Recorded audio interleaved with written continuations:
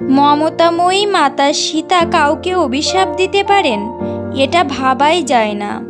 কিন্তু সত্যিটা হলো এই যে মা সীতা এক বিশেষ কারণে অভিশাপ দিয়েছিলেন 5 জনকে। কি সেই কারণ যার জন্য সীতা মাতার মতো মানবীরূপী দেবী অভিশাপ দিলেন? শুনুন তাহলে। রাম, লক্ষ্মণ ও সীতা 14 বছরের জন্য বনবাসে গেলে সেই শোকে দেহত্যাগ করেন রাজা দশরথ।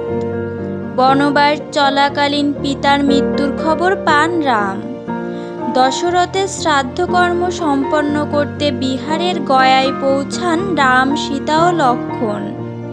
সীতাকে ফল্গু নদীর তীরে বসিয়ে রাম ও লক্ষ্মণ শ্রাদ্ধের জন্য জরুরি জিনিসপত্র সংগ্রহ করতে যান। কিন্তু তাদের ফিরতে দেরি হওয়ায় দশরথ সেখানে উপস্থিত হয়ে সীতার কাছে পিণ্ড প্রার্থনা করেন। তার আকুতি দেখে কাতর সীতা নিজের শ্বশুরমশাইয়ের তর্পণ করার সিদ্ধান্ত নেন। দশরথকে সীতার পিণ্ডদানের কাজে সাক্ষী থাকে এক ব্রাহ্মণ, ফল্গু নদী, একটি কাক, একটি গরু ও তুলসী পাতা। খুশি মনে সীতার দান করা পিণ্ড গ্রহণ করে তৃপ্ত হন দশরথ। কিছু পরে রাম ও লক্ষ্মণ ফিরে এসে ঘটনা জানতে পেরে বিশ্বাস করতে চান না যে পুত্র সন্তান ছাড়া শ্রাদ্ধ করা সম্ভব।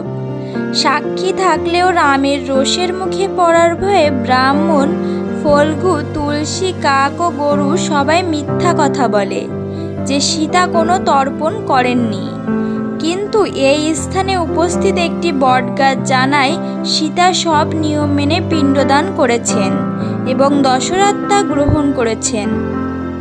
সীতা ক্ষুব্ধ হয়ে এরপর ব্রাহ্মণ, ফল্গু, তুলসী, কাক ও গরু সবাইকেই অভিশাপ দেন। দেখে নেওয়া যাক কাকে কি অভিশাপ দিয়েছিলেন তিনি।